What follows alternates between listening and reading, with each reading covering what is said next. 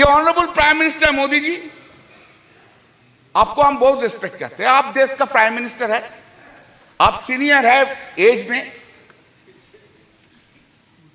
जो सीनियर है आप ही तो कल बोला उनको इज्जत करना चाहिए। हम तो इज्जत करते हैं, इज्जत भी करते हैं, लेकिन हमको I am in A opposition, I have to criticize also.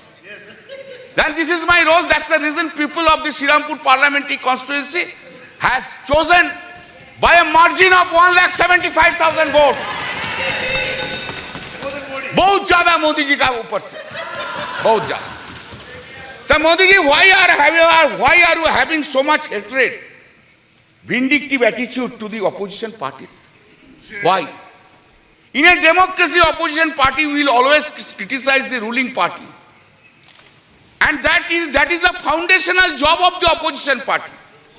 Why we will hate all opposition leaders all the time, or we will spread hatred towards the opposition or to the minority?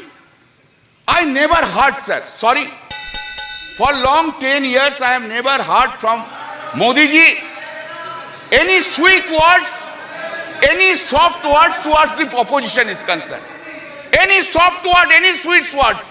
Never I have heard any praise by the Honorable Prime Minister to the opposition. Never. Never any praise to the Chief Ministers who are in the non-BJP state. Nowhere I have ever heard it, sir. With a great pain I am saying so. You, in our state, you hate our Chief Minister Mamata Banerjee. In Tamil Nadu, you hate Mr. Stalin. In Delhi, you hate Arvind Kejriwal. In Jharkhand, you hate Hemant Soren. In Maharashtra, you hate Uddhav Thackeray. In Uttar Pradesh, you hate Akhilesh Yadav. All the over. Karnataka, Sitaramaya. Anyway, and that is the reason. Exactly today, time has come. No. If you are arrogant, I don't mind. But today time has come to oversee yourself.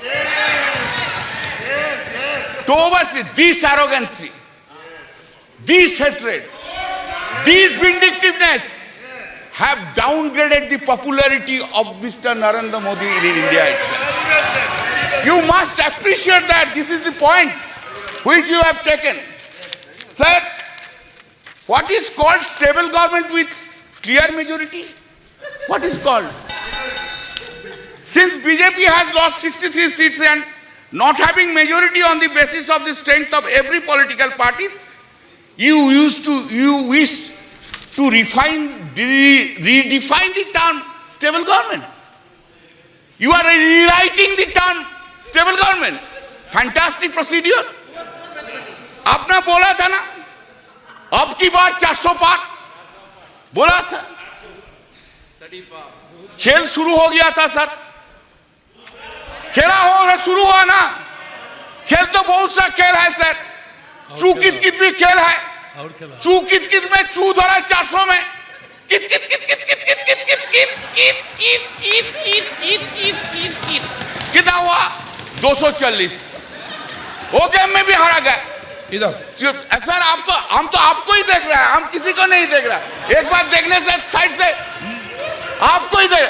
Sir हम सुनिए, आपसे ज्यादा smart इधर कोई नहीं है, कोई gentleman नहीं है जो उनको छोड़ के आपको देखेंगे। गुड एक्ट्रेस भी आया लेकिन उनको नहीं देखता है, आपको ही देखता है सर। आपको सिर्फ आप ही है, आप अंदर में।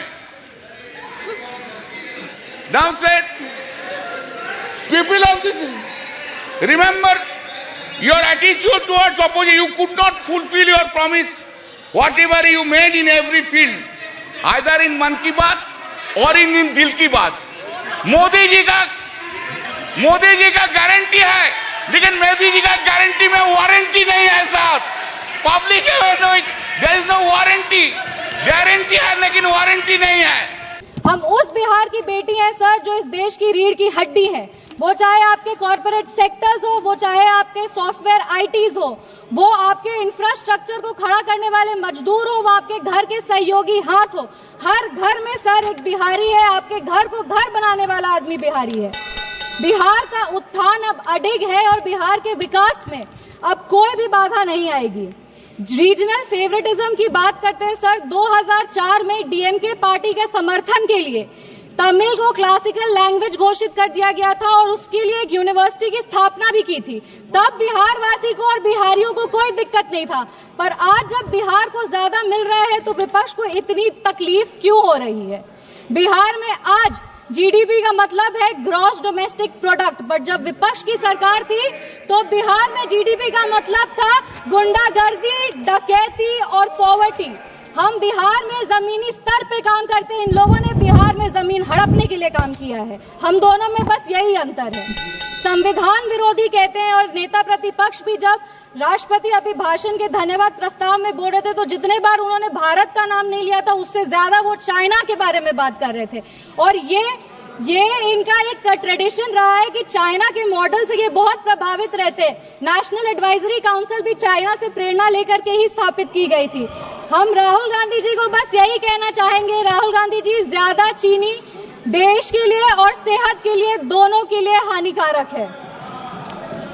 इंडिया अलायंस को देखते हैं सर तो एक गाना याद आता है, इंडिया अलायंस को देखते हैं तो एक गाना याद आता है, देख जमाने की यारी बिछड़े सभी बारी बारी।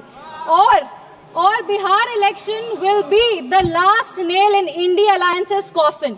इसके बाद इंडिया अलायंस वैसे ही इस धरती पर से विलुप्त हो जाएगा जैसे किसी समय में डायनासोर हुए थे। अगर हम बजट की बात करें तो वित्त मंत्री जी ने 50 लाख करोड़ का बजट दिया है, जिसमें 11,21,000 जो है वो कैपिटल एक्सपेंडिचर है। ये हमारे देश के निर्माण में एक अहम भूमिका निभाएगी। वित्त मंत्री जी ने अपनी भाषण की शुरुआत ही सरकार के एफर्ट्स को रेखांकित करते हुए कहा कि इस बजट का फोकस्ड ग्रोथ पे है, इंक्लूसिव डेवलपमेंट पे है, प्राइवेट सेक्टर इन्वेस्टमेंट पे है और enhancing spending power of India's riding middle class पे है। ये बजट एक गाइडिंग फोर्स के रूप में अपने आप को स्थापित करेगा और ये इस बजट का ही परिणाम है कि इतने ग्लोबल अनसर्टेनिटीज के बावजूद भी हमारा देश एक फास्टेस्ट ग्रोइंग इकोनॉमी है। Sir, I am the only speaker from my party, मेरे को अपनी बात पूरी करने का पर्याप्त समय मिलना चाहिए। No nation can prosper without respecting its farmers. किसान हमारे अन्नदाता है, अन्नपूर्णा देवी का साक्षात स्वरूप हमारे किसान है। काफी सारी ऐसी योजनाएं जो आत्मनिर्भर विचारधारा से किसानों को सशक्त करने के लिए लिया जा रहा है। प्रधानमंत्री धन धान्य कृषि योजना हो, जो 100 जिले जिसमें कम उत्पाद होते हैं वहां पर लगभग 150 करोड़ किसानों को ये योजना जो है वो फायदा देगी। वो फसल विविधीकरण हो, सिंचाई हो या ऋण उपलब्ध कराना हो, इस योजना के तहत किसानों को सशक्त किया जाएगा।